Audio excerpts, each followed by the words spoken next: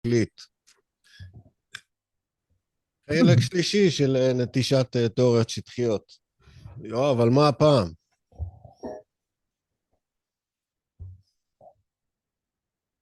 לא שומעים, לא שומעים. שומעים, כן, לא מההתחלה. שומעים אותי. שומעים אותך. שומעים עכשיו? כן, הקהל צמא לדבריו של יואב נצר. טוב, אז בשני חלקים הראשונים דיברנו על מה רפואה, פוסט-טראומה, אדם האש. התזונה, הבקרה, חוג סגור. תראה, חשבתי תוך כדי שאנשים שהם אחרי טראומה, יש להם שימוש בתור מהנדסי בטיחות. אנשים אחרי כי, טראומה. כי קודם כל, אנשים כל בני אדם הם אחרי טראומה, אחרת אתה לא היית גודל. אם לא היית נופל, לא היית לומד ללכת. טראומה זה חלק בלתי נפרד מהחיים. כן, אני מדבר על טראומות רציניות, טראומות קשות, אבל שלא סובבו אותם לגמרי. בדרך כלל אנשים לא מעוניינים לעסוק בהנדסות בטיחות, לא מעוניינים כל הזמן לחשוב על מוות, על נזקים, על נכויות, על כאלה כן, דברים. יש נושא של הדחקה, אנשים לא רוצים לגעת. וזה יותר גרוע, כי אישה לדוגמה, כדי לשמור על עצמה מלייצר יותר מדי קורטיזול שיפגע בעובר שלה וימנע ממנו להתפתח מוחית כגבר, אז היא חייבת להיות בדיסוננס קוגניטיבי. היא חייבת, היא hardwired לבחור בדיסוננס קוגניטיבי. זאת אומרת, זה התהליך הבריא והנכון שלה, לא כן, להיות בשדה הקרב. לא לדעת מהמציאות. לא להכיר בזה. כן, בדיוק. זה באיזשהו מקום כמו שאנחנו, כשאנחנו מגדלים ילדים, אנחנו לא מספרים להם את האמת. אנחנו אומרים להם שהכל בסדר. לא, אתה מלמד אותם תנ"ך, אבל הם לא מסוגלים להבין עד שהם יגדלו. תראה, העניין הוא שאישה טובה, בת טובה היא סוג של בובה. יש בובה בת, יש בובה חברה, יש בובה של אירוסין, יש בובה של נישואים, יש בובה של הריון, יש בובה של התעברות, יש בובה של לידה, יש בובה של הנקה, יש בובת אמא, יש בובת דודה, יש בובת סבתא. אנחנו אם גם אתה אוהבים אותם כבובות, הם גם, תשים לב, הן מתקשטות כבובות ומתנהגות כבובות. אפשר לראות את זה אפילו ביפן, שהבחורות מתנהגות כמו ילדות קטנות גם כשהן בוגרות. כי אז הן כשירות לאימהות, כי אז הן כשירות להיות ראיות. זאת אומרת, אם אנחנו נסתכל על הניגוד של זה, אז הנער מנסה להעמיד את פני אדיש למוות, קשוח, כדי להתחיל להפגין את הצד הגברי. כדי לעטוף אותה בהגנה, כמו שהיא עוטפת את התינוק בחום, הוא צריך לעטוף אותה בשריון, זאת שהוא אומרת, לא זה מונח עליה. התהליך הטבעי, ואנחנו נמצאים בעולם השטחי שבו הפכו את הגלגל. אמרו לגבר, אתה צריך להתנהג בחמימות וברכות, ולהיבהל מהאש ולפחד, והאישה צריכה להיות גיבורה ולהטיס מטוס ולהפציץ את המחבלים. ירדו מהפסים לגמרי. תראה, היהודיות שנולדו אחרי 1970 בישראל, במיוחד במגזר החילוני, זה מפלצות. זה דבר נורא. תראה, אפילו שאני מסתכל בגרמניה על הפוליטיקאיות, על מרקל, על... לא כולן, לא כולן. בסדר, יש יוצא מהכלל תסתכל, אם תסתכל בגרמניה על מה שהם קוראים פאוורפראו, על הנשים עוצמה נשית, על, אישה על, חזקה. על נשות העוצמה, כן. אלה שבפוליטיקה. חלק מהן, לעומת ישראליות, הן עדיין חמודות, יש להן מימיקה של בובות, יש להן תנועת פנים בדיבור של בובות, הן לא ממוקדות, אני לך ככה. הן פשוט לא. הן לא טוב, רוצות לדחוף משהו, אותך, הן לא רוצות טריטוריה. משהו בגבריות הישראלית נובע מהאמת. אנחנו כולם למודי מלחמה, כולם הלכנו לצבא, כולם. מי שהלך. אגב, הבעיה שאתה לוקח בנות יהודיות פיזית סמרטוטיות, ועושה להן טראומה. אין להן ערך צבאי כמעט בכלל. אתה עושה להן טראומה. אין להם ערך, יש להם ערך מינוס. הן פוגעות כן, אין בכשירות היחידה, liability. מה זאת אומרת? היום בנות מתחילות לקום ולהגיד, תפסיקו את השטות הזאת, אתם מחרפים את הבית בשם מעמד האישה. דיברנו על זה כבר באיזשהו פרק. מה זה מעמד האישה? אישה צריכה להיות בובה של בעלה. אתה לא יכול גם כבוד וגם אהבה, אין ביחד. כבוד נותנים למי שמפחדים ממנו. מעמד זה כבוד, כבוד אתה צריך שיפחדו ממך. מעמד האישה זה שייתנו לה כבוד שיפחדו ממנה. אם ילד זה, יפחד מאישה, אתה יודע, זה נורא מוזר. גמרנו. רצינו לדבר על תיאוריות שטחיות והתגלגלנו לבעייתיות של מעמד האישה. אני רוצה להביא דוגמה מאוד מאוד אקטואלית ממה שקורה עכשיו בתקשורת הישראלית. יש שני מקרים שונים לגמרי. מקרה ראשון, אנחנו מכירים את הסיפור הזה של באיזושהי בחורה שהגיעה ליריחו בדרכים לא דרכים, והיו צריכים לחלץ אותה. ואנשים שמתעסקים עם התחום אומרים, תקשיבו, זה לא הבחורה היחידה שמגיעה ליריחו, זה תופעה, יש רכבת ליריחו של בחורות יהודיות, וזה על רקע לאומני וכולי וכולי, והם מתמודדים עם התופעה הזאת. מקרה שני שאני רוצה לציין, בן גביר מגיע לשבט הרבים, ועושה שם מה שהוא עושה שם, מה שהוא עושה שם, והם עצרו שם איזה שתי בחורות. כל השבט עמד על הרגליים, הלך לתחנת רעת כדי להוציא את השתי בחורות האלה. כי מבחינתם עד הבחורות. עד הבחורות. עכשיו זה רק מראה את הניגוד העצום בין התרבות שלנו, שהיא תרבות שרוצה לתת לאישה מעמד, רוצה לתת לאישה כבוד, ובסופה של דבר מזניחה אותה ומזנה אותה, לבין התרבות שאנחנו מסתכלים עליה מהצד ואומרים, תראה איזה תרבות זאת, מה זה התרבות? אין מעמד לאישה. אבל אוי ואבוי מישהו ייגע באישה של הבדואי. רגע, בוא נבחין בין שני דברים. הערכה זה דבר אחד, כבוד זה דבר שני. אתה יכול לתת לאישה הערכה ואהבה והכל, אבל לא כבוד. כי כבוד זה דבר שבשבילו צריך לעבוד, והכבוד של המעמד זה שהם מפחדים ממך. למה לבן אדם יש מעמד בתחום מקצועי? כי הם מפחדים ממנו. כי ממה אם אתה שהוא תעשה יגיד. שטות, הוא יתפוס אותך. כן, הוא יש יתפוס לו, אותך. נכון, יש לו ניסיון, הוא יגיד בדיוק איפה התקלה, ואז ויש כולם לו פחות. שכל, כן, והוא אז, יתפוס אותך. אז מה, אם אתה תזייף, הוא יתפוס אותך. אז הם מה אתה יפחדו אומר? ממנו. שלי יש הרבה כבוד, ואנשים מפחדים ממני בגלל שאני יודע בדיוק איפה ומה, איפה הבעיה ואיפה משקרים. אחרת אין כבוד. כבוד, כבוד זה לא בגלל שסחבת קופסאות. כבוד זה בגלל שמפחדים ממך. אגב, לגבי הסיפור הזה שהם מספרים עליי שאני פוסט-טראומה, זה לא בגלל שהם מסתכלים ורואים שיש לי איזה פוסט-טראומה, זה תוצאה של הונאה. אני בשנת 2000 קיבלתי מביטוח לאומי דמי אבטלה, סך 4,400 שקל אז, והלכתי ולמדתי קורס מחשבים, אבל חבר שלי, לכאורה, חנן זהבי, התחיל לספר לכולם שזה קצבה של ביטוח לאומי פוסט-טראומה, ומאז הסיפור הזה רק מתגלגל ומתגלגל. אין קשר לסיפור אמיתי, זה הונאה, פשוט הונאה.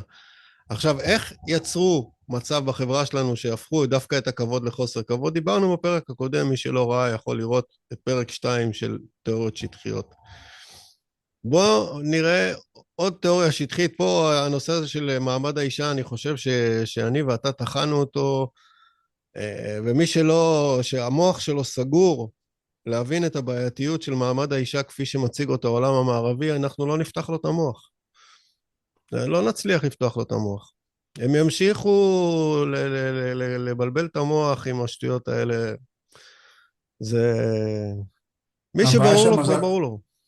הבעיה שלהם זה הקונפורמיזם. חברה פאודל וסאלית שחי בקונפורמיזם. ברגע שאתה מתחיל לחשוב קריטית, אתה כבר לא קונפורמיסט, אתה כבר לא שייך חברתית. אם אתה מטיל ספק בהורים שלך, אתה לא שייך להם. אם אישה מטילה ספק בבעלה, היא לא שייכת לו. אם חייל מטיל ספק במפקדים, הוא כבר לא שייך להם. אם אזרח מטיל ספק במדינה, ועל זה בנויה ארצות הברית, הוא לא שייך לה, המדינה שייכת לו. בחוקה האמריקאית, כפי שהיא מתוקפת על ידי בית המשפט העליון בארצות הברית, המדינה שייכת לאזרח. ולכן האזרח מטיל בספק. למדינה אסור להטיל ספק באזרח. אולי זה יהיה הנושא של הפרק הזה, שאיך הצליחו להפוך בארצות הברית את הקערה על פיה. איך הם הצליחו נכון. להפוך חברה שהתבססה באמת באמת באמת על חופש אמיתי, על צמצום כוחו של המשטר, על זכותו של האדם, על החופש של האדם לעשות מה שהוא רוצה, לחשוב מה שהוא רוצה, להגיד מה שהוא רוצה, על חוסר האוטוריטה הרוחנית של הממסד, איך הצליחו לאט ובסבלנות להפוך את ארצות הברית למקום שאנחנו מסתכלים עליו עכשיו ואומרים, זה דוגמה גרועה. החליפו את האוכלוסייה. החליפו אוכלוסייה של אנשים, גיבורי חיל בסמרטוטים. העלילו ואז, אותם, ואז בעזרתם עשו את זה מייצרים את החוקות. בנוכלות. עשו את זה בנוכלות, ברמייה. נוכלות מאוד מאוד מאוד מקצועית, לוחמה פסיכולוגית מאוד מאוד מקצועית. יצרו להם תמונת עולם שקרית. לקחו אנשים, הרי גם אנשי החופש האמריקאים האמינו בשדים ורוחות. וברגע שאתה מאמין בשדים ורוחות, אפשר למכור לך נגיפים, מגפות וזריקות רעל.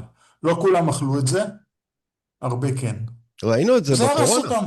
ראינו את זה בקורונה שטראמפ היה זה שבין אם בגלל פופוליזם, בין אם בגלל דעתו הפרטית, הוא זה שהוביל את זכותו של האדם לא להתחסן, את חוסר זכותו של מעסיק לא לאפשר למועסק להגיע לעבודה בגלל שהוא לא התחסן. כל מיני דברים שהם בבסיס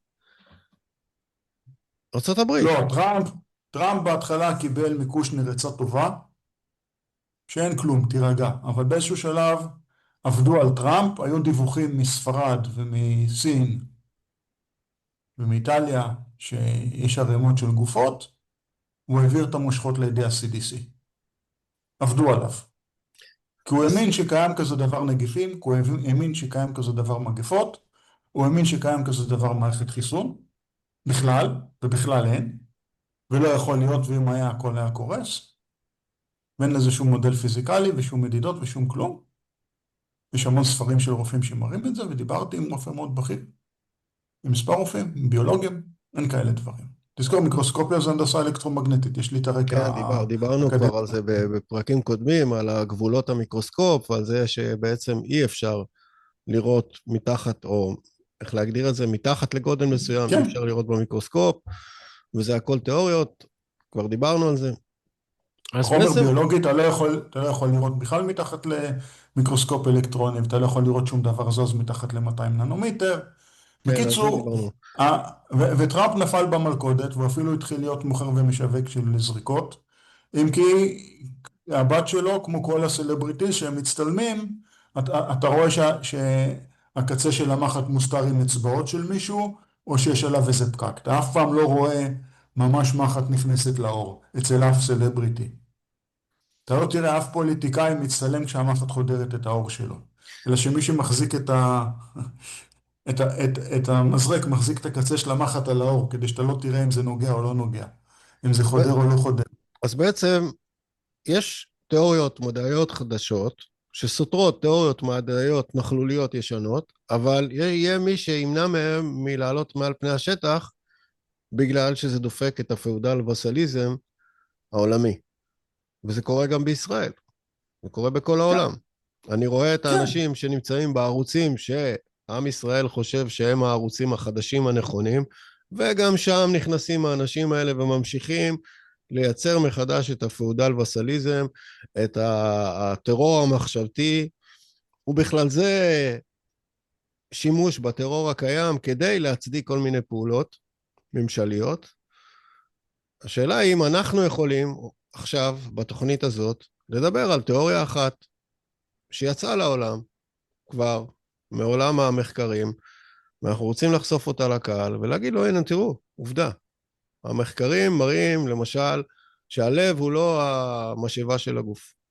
השרירים שדרכם זורם הדם בדרך חד-כיווני על ידי השסתומים החד-כיווניים הם הכוח שמניע את הדם בגוף, והלב הוא סך הכל נקודת מפגש בין המערכת הדם שהולכת לכל הגוף ומערכת הדם שהולכת לריאות. ובכלל הלב, זה לא רק זה, הלב, אם תשים על סיגנל ECG, הלב נותן פולס מגנטי חזק מאוד, שאתה גם יכול, במקרה ואתה מחלץ נפגעים, לקרוא אותו מעבר לקירות. הפולס כן, כן, המגנטי הזה מתפשט בכל הגוף, והוא פולס סינכרון. שים לב, ב-ECG יש לך בום כזה גדול, נכון? נכון, זה מסתנכרן פולס את כל הגוף. סינכרון בדיוק. כל המערכת הדם מסתנכרנת בהתכווצות שלה ובהשתחררות שלה לפי הפולס הזה. הסיגנל של ה-ECG בעצם אומר, כמו שאתה רואה בנות איך הן עושות? בבלט, לפתוח, לכווץ, להזיז, לשחרר, להחזיק, לשחרר, נכון? יש להם כזה, נכון, להזיז, למתוח, להחזיק, לשחרר. למטה ועוד הפעם, זה בדיוק מה שה-ECG עושה. עכשיו, איך הוא מייצר את השדה המגנטי? בתוך, למה הדם אדום? כי ההמוגלובין זה בעצם ברזל, שהוא מחזיק את החמצן בצורה שהיא דומה לחלודה. בגלל זה הוא אדום, זה בעצם חלודה. נכון. ההמוגלובין מחליד, הוא מחזר והחמצן מחמצן, והדבר הזה, כשאתה מכניס פולס חשמלי, הנגזרת של שדה חשמלי זה שדה מגנטי, והנגזרת של שדה מגנטי זה שדה חשמלי. אלה משוואות מקסוול-לויסייד, ככה זה עובד. אז, והמדע כבר מודע לזה ומפרסם את זה, אבל זה פשוט לא מגיע לפני השטח. והלב הוא גם הפולסטור החשמלי של המוח. למה כשבן אדם מקבל כדור בלב, הוא ישר נופל? מה קרה? הלחץ דם כזה נפל? אתה יכול להתכופף קצת, אתה יכול להרגיש חולשה, למה אתה פתאום נופל? כי הטיימר החשמלי פסק, ואין יותר פולסים חשמליים למוח. המוח נשבע במקום. המוח עובד על חשמל מהלב. כמו שאתה שומע את זה, קיים מעגל שהלב דוחף חשמל למוח, והמוח דוחף הורמונים ללב. ככה זה עובד. שהורמונים זה בקרה פחות מהירה, זה bounded control, לא convergent control, שדיברנו בשיחה הראשונה היום, והלב נותן לך, זאת אומרת, אם נובח לידך כלב, אתה יודע שאפילו אם נרגעת, ההורמונים בדרך למטה ופתאום אתה תקפוץ. פתאום הלב יתחיל לתת פולסים חזקים של מוכנות לקרב. בואו רגע נעבור לפרק הבא,